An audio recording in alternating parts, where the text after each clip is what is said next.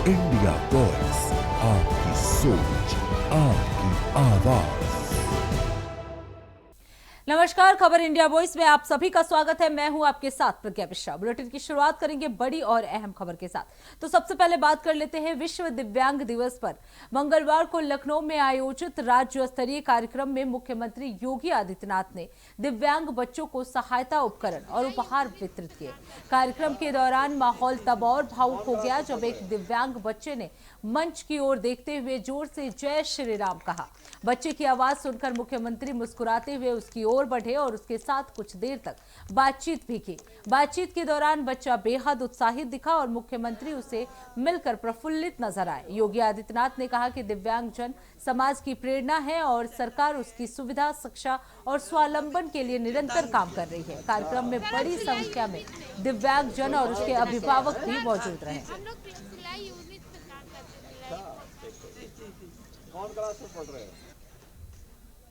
भारत की मनीषा ने, भारत की ऋषि परंपरा ने कभी भी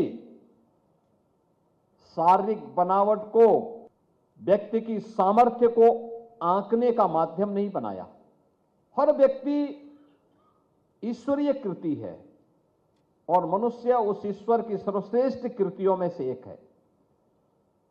अगर हम भी हर एक मनुष्य के अंदर, हर एक जीव के अंदर ईश्वर का वास मान करके उसके प्रति सद्भाव और सहानुभूति रखते हुए अपने स्तर पर थोड़ा भी उसके प्रति संबल दें, तो मेरा मानना है कि समाज के सहयोग से एक बड़ी संख्या में जो लोग अपने आप को उपेक्षित पाते हैं, उस उपेक्षित होने के भाव से हम उसे दूर करते हुए उसे भी समाज और राष्ट्र की मुख्य धारा से जोड़ करके उस दिव्यांग जन की सामर्थ्य से, उसकी प्रतिभा से समाज को लाभान्वित कर सकते हैं। जैसे अतीत में हुआ है और आज भी जिन्हें थोड़ा सा भी संबल मिला, उन्होंने अपनी सामर्थ्य से, अपनी प्रतिभा से समाज को आलोकित करने का काम किया है। यह कार्य वे भी कर सकते हैं। बहनों और भाइयों, आपने देखा होगा कि आदरणीय प्रधानमंत्री जी ने पहले दिव्यांग जन के बारे में लोगों की जो दृष्टि थी उसको बदला है। पहले विकलांग कह करके या कुछ अन्य भाषा का उपयोग करके लोग उन लोगों के प्रति एक दूसरी दृष्टि रखते थे।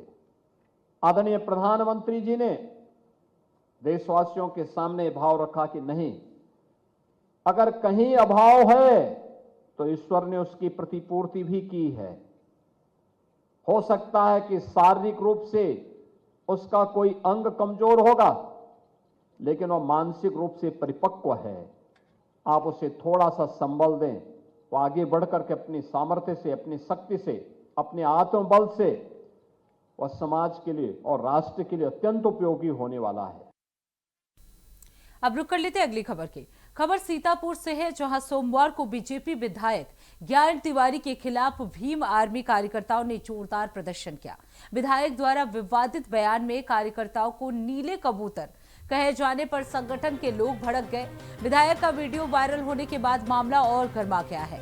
कार्यकर्ता अंबेडकर पार्क में एकत्र हुए और लाल बाग चौराहे पर पहुंचकर विधायक का पुतला फूंकने का भी प्रयास करने लगे। इसी दौरान सीओ सिटी विनायक भोसले के नेतृत्व में पुलिस ने तत्परता दिखाते हुए पुतला कार्यकर्ताओं से छीन लिया। पुलिसकर्मी पुतला लेकर मौके से भागते हुए नजर आए, जिससे स्थिति नियंत्रण में रही। प्रदर्शन के दौरान नारेबाजी भी हुई। बता दें, ज्ञान तिवारी सीतापुर के सेवता विधानसभा सीट से बीजेपी के विधायक हैं। पिछले विगत दिनों हमारे भीम आर्मी और आजाद समाज पार्टी के दोनों जिलाध्यक्षों ने कप्तान साहब से मिलके तो बहुजन समाज का अपमान करने का काम सेवता विधायक जी ने किया है। आप मान के चलिए, एक किसी भी जनप्रतिनिधि, बहुत सम्मानित जनप्रतिनिधि होते हैं, उनको सत्ता के नशे में ऐसे नहीं बोलना चाहिए। वो आए दिन कभी दलित समाज को, कभी मुस्लिम समाज को, कभी पिछड़े समाज को, कभी सिख समाज को, और यहाँ तक के वो अपने ही समाज को भी कई बार उल्टा सीधा कह देते हैं।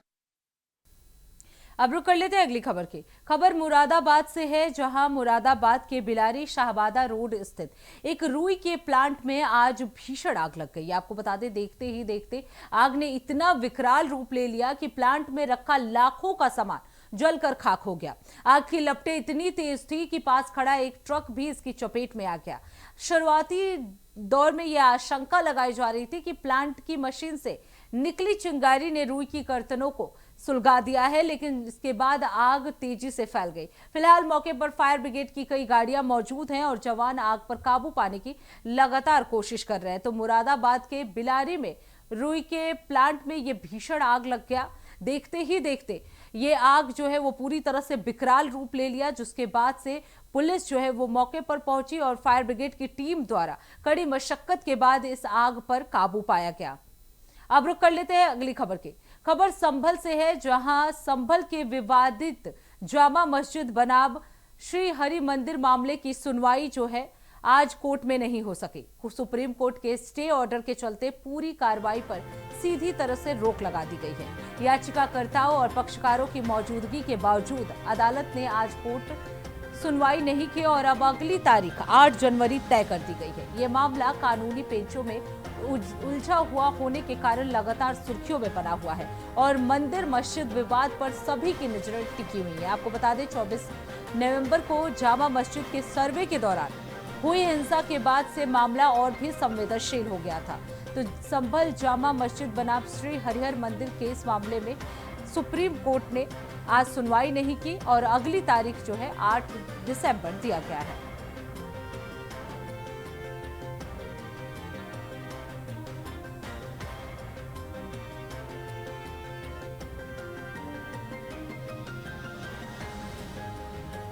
तो आपको बता दें, संभल मामले में आज सुप्रीम कोर्ट ने स्टे ऑर्डर कर दिया। आज की कार्रवाई पर पूरी तरह से सुप्रीम कोर्ट ने रोक लगा दी है। आपको बता दें, अगली सुनवाई जो है वो 8 दिसंबर रखी गई है। तो संभल जामा मस्जिद बनाम श्री हरिहर मंदिर केस जो है वो लंबे समय से विवादों में बना हुआ है और आज इस पे कोर्ट ने सुनवाई नहीं की।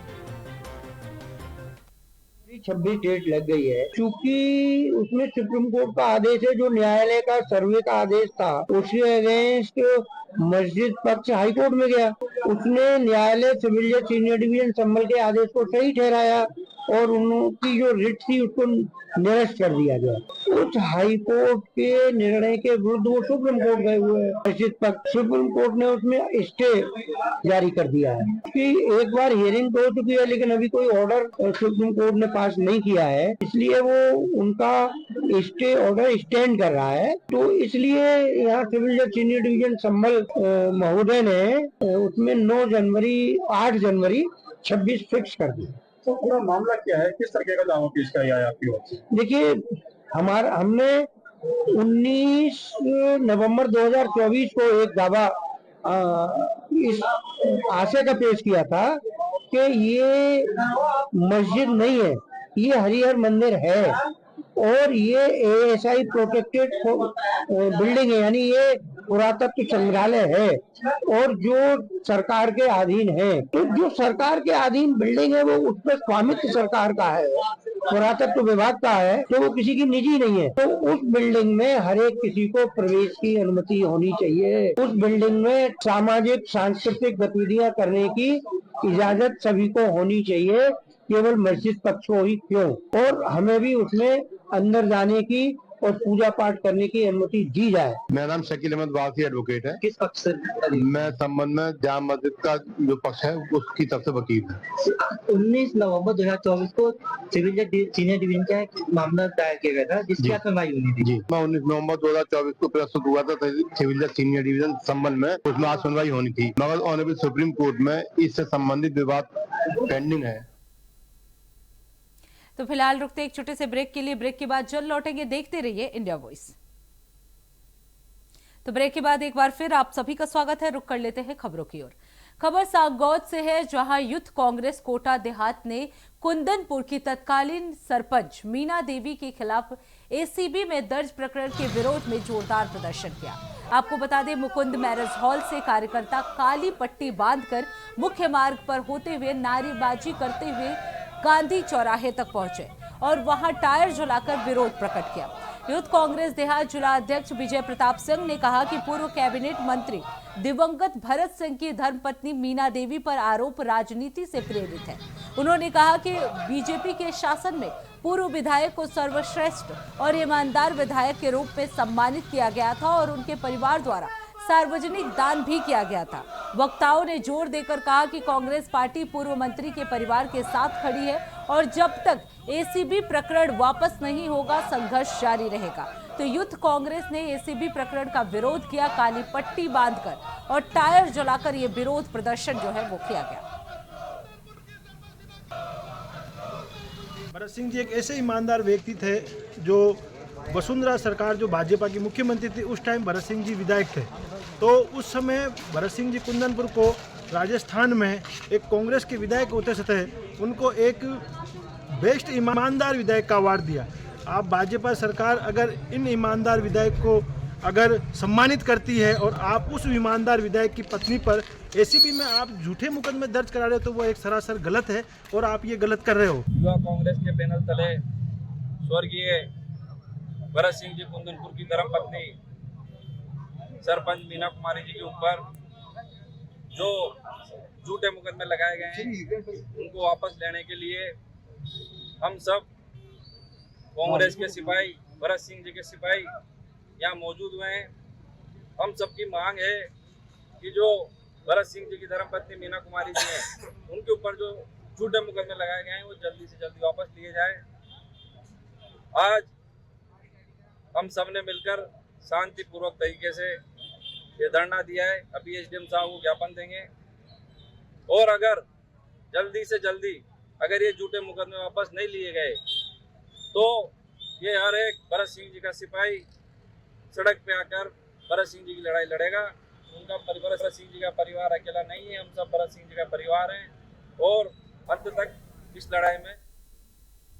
अब रुक कर लेते हैं अगली खबर की। खबर डीग से है, जहां जिला कलेक्टर उत्सव कौशल ने राजकीय उच्च प्राथमिक विद्यालय मांडेरा का औचक निरीक्षण कर शैक्षणिक गुणवत्ता और आधारभूत सुविधाओं की विस्तृत समीक्षा की। निरीक्षण की शुरुआत उपस्थिति पंजिका के जांच से हुई, जहां सभी शिक्षक और कार्मिक 100% उपस्थित मिले। कलेक्टर ने इसे सराहनीय बताते हुए नियमितता बनाए रखने के भी निर्देश दिए। उन्होंने कक्षा कक्षों का भ्रमण कर विद्यार्थियों के स्तर का अवलोकन किया और शिक्षकों को लर्निंग आउटकम सुधारने के निर्देश भी दिए। विद्यालय परिसर में मिड डे मील, रसोई, खेल मैदान और साफ सफाई व्यवस्थाओं की भी जांच की गई। तो आपको बता दें, कलेक्टर ने संस्था के प्रधान को स्वच्छता, सुविधाओं और खेल मैदान के नियमित रखरखाव के लिए भी निर्देश दिए। अंत में उन्होंने स्टाफ से समर्पण और अनुशासन के साथ कार्य करने की अपील की।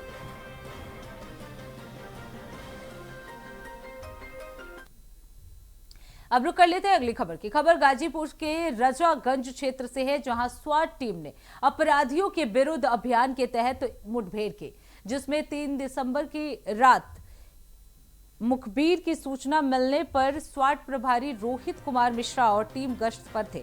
राजागंज की तरफ से गहमर की ओर जा रहे पिकअप वाहन और मोटरसाइकिल सवारों को रोकने का प्रयास किया गया तो बदमाशों ने पुलिस पर फायर किया। स्वाट टीम और थाना सोहल पुलिस ने पीछा कर घेराबंदी की। मुठभेड़ में एक मोटरसाइकिल सवार बदमाश सैफ के बाएं पैर में गोली लगी है, जिसे तत्काल जिला सीएचसी रेवतीपुर में इलाज के लिए भेजा गया। दूसरा बदमाश पिकअप और वाहन अंधेरे का फायदा उठाकर फरार हो गया है। पुलिस का ऑपरेशन लंगड़ा लगातार जारी है। जानकारी मिली कि कुछ गुतस्कर जो है राजागंज पुल से जो है बिहार जाने की फिराक में है। इस पर तत्काल एसओजी की टीम और थाना सोहल की टीम ने घेराबंदी की, जिसमें एक अभियुक्त के पैर में जो है गोली लगी है, जिसने फायर किया पुलिस के ऊपर। और इसका नाम सैफ है, जो नोएडा का रहने वाला है। इसके ऊपर लगभग आधा दर्जन मुकदमे हैं। एक अभियुक्त जो गाड़ी से था वो फरार हो गया, जिसके संबंध में टीम गठित कर दी गई है। घेराबंदी की जा रही है, उसकी गिरफ्तारी जल्द जल्द की जाएगी। अब रुक कर लेते हैं अगली खबर की। खबर पीलीभीत से है, जहां जंगल में संदिग्ध अवस्था में युवक का शव फांसी के फंदे पर पेड़ पर लटका होने से हड़कंप मच गया। आपको बता दें, इसके बाद सूचना पर पहुंची पुलिस ने शव को पोस्टमार्टम के लिए भेज दिया है। थाना दिदोरिया के फाजिलपुर रायपुर का सूरज पाल पुत्र नेतराम बताया जा रहा है। 23 नवंबर से गायब चल रहा, जिसकी दिवरिया थाने में गुमशुदगी दर्ज की गई थी। थाना बिलसंडा के पसगवा के जंगल में 10वें दिन गमछे और रस्सी से संदिग्ध अवस्था में ये शव लटका हुआ मिला। आपको बता दें, फॉरेंसिक टीम ने मौके पर पहुंचकर साक्ष्य जुटाए और एसओ सिद्धांत शर्मा का कहना है कि पोस्टमार्टम रिपोर्ट आने के बाद ही मौत की असली वजह पता चलेगी।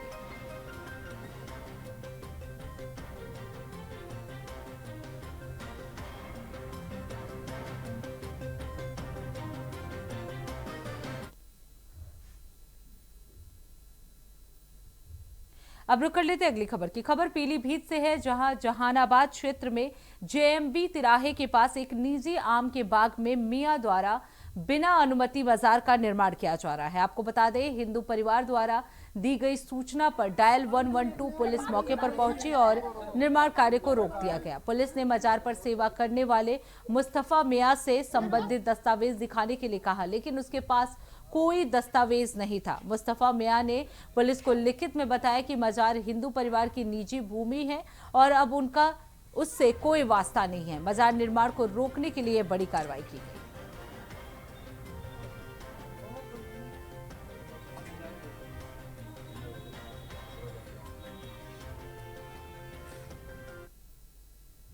अब रुक कर लेते हैं अगली खबर की। खबर मथुरा से है, जहां जिला अधिकारी चंद्र प्रकाश सिंह ने विशेष प्रगाढ़ पुनरीक्षण अभियान को लेकर सभी मीडिया कर्मियों के साथ प्रेस वार्ता की। डीएम ने मीडिया से आग्रह किया कि वो अपने पड़ोसियों, रिश्तेदारों, संबंधियों और आसपास के लोगों को गणना प्रपत्र भरकर शीघ्र बीएलओ को उपलब्ध कराने के लिए प्रेरित करें। जिलाधिकारी ने कहा कि मीडिया के माध्यम से प्रशासन जन जन तक संदेश पहुंचा सकता है और जागरूकता फैला सकता है। उन्होंने सभी मीडिया बंधुओं से अनुरोध किया कि वो अभियान को बल दें और लोगों को तत्परता के साथ अपना प्रपत्र जमा करने में सहयोग करें। तो एसआईआर को लेकर डीएम ने ये प्रेस वार्ता की, सभी को अपील की कि जल्द से जल्द वो एसआईआर का फॉर्म भरकर बीएलओ को दें। भारत निर्वाचन आयोग के आदेश से उत्तर प्रदेश में एसआईआर यानी विशेष प्रगाढ़ पुनरीक्षण 4 नवंबर से प्रारंभ किया गया है। मथुरा जनपद में 5 विधानसभाएं अवस्थित हैं: छाता, गोवर्धन, माट, बलदेव और मथुरा। लगभग हम लोगों ने अब तक 90% के आसपास काम कर लिया है, लेकिन जो चिंताजनक चीज़ है वो मथुरा जो शहर की विधानसभा है, वहाँ अब तक केवल 60% लोगों ने अपना डिजिटाइजेशन फॉर्म यानी एनुमरेशन फॉर्म भर करके वापस दिया है और लगभग 40% लोगों ने अपना फॉर्म नहीं दिया है। पहले 4 दिसंबर तक अंतिम तिथि थी, आयोग ने ये तिथि बढ़ा दी है, परंतु हमारे बीएलओ, हमारे सुपरवाइजर, हमारे सेक्टर मजिस्ट्रेट, हर 50 बूथ पर एक एक डिप्टी कलेक्टर लगे हुए हैं। दिन रात लोगों के बीच में जाते हैं कि आप अपना गणना प्रपत्र भर करके दे दीजिए, परंतु कहीं ना कहीं लोगों के द्वारा सहयोग नहीं किया जा रहा है।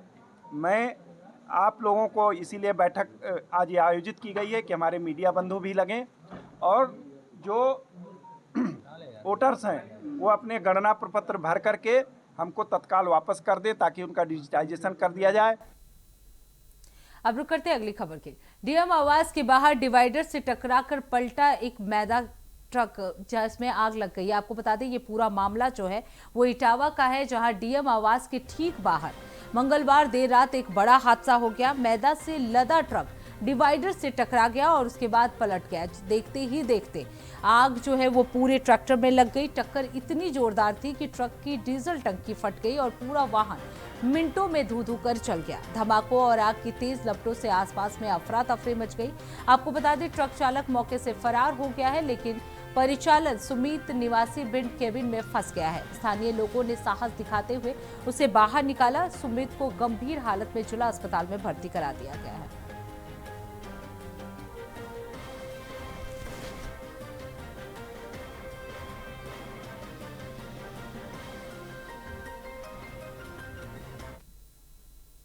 अब रुक कर लेते हैं अगली खबर की। खबर जौनपुर से है, जहां शाहगंज महोत्सव को लेकर तैयारियां पूरी हो चुकी हैं। आपको बता दें, आगामी 4 और 5 दिसंबर को होने वाले 2 दिवसीय कार्यक्रम का निरीक्षण जिला अधिकारी दिनेश चंद्र ने किया।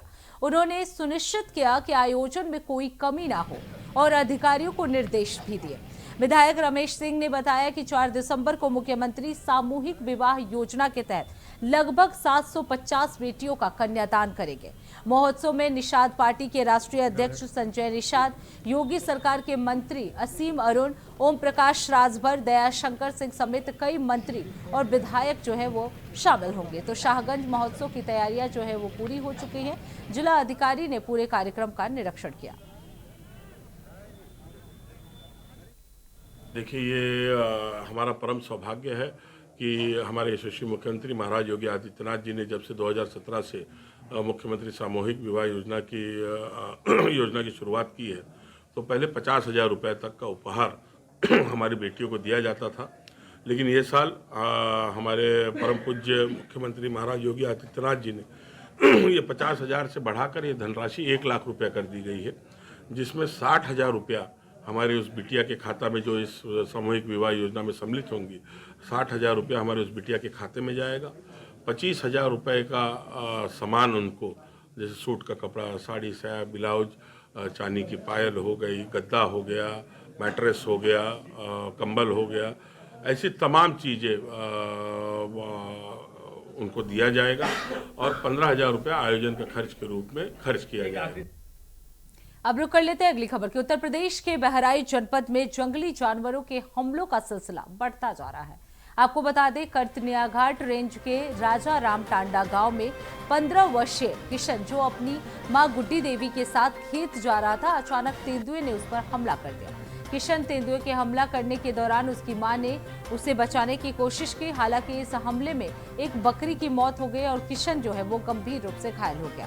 ग्रामीणों की चिल्लाहट पर तेंदुआ खेतों की ओर भाग गया। सूचना मिलने पर वन विभाग और स्थानीय ग्रामीण मौके पर पहुंचे। आपको बता दें, घायल किशन को प्राथमिक स्वास्थ्य केंद्र सुचौली में उपचार के बाद सामुदायिक स्वास्थ्य केंद्र मोतीपुर भेज दिया गया है। वन विभाग के कर्मियों ने ग्रामीणों को तेंदुए से सावधान रहने के लिए जागरूक भी किया।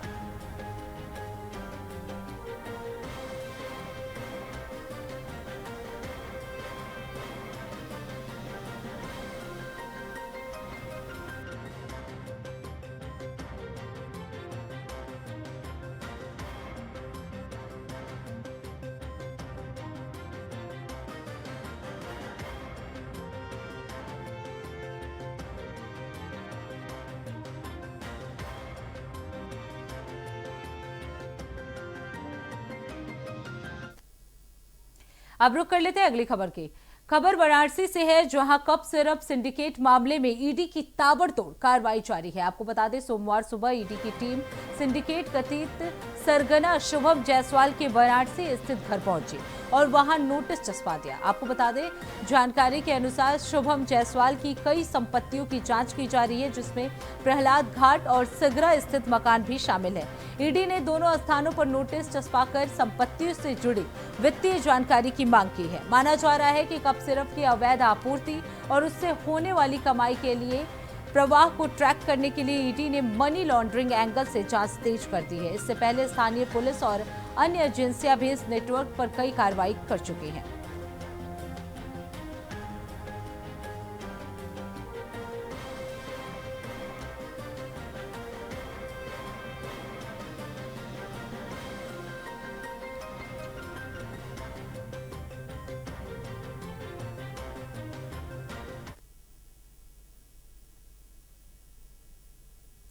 तो फिलहाल इस बुलेटिन में बस इतना ही। देश दुनिया की तमाम बड़ी खबरों के लिए देखते रहिए इंडिया वॉइस। लेकिन जाते जाते एक नजर सुर्खियों पे।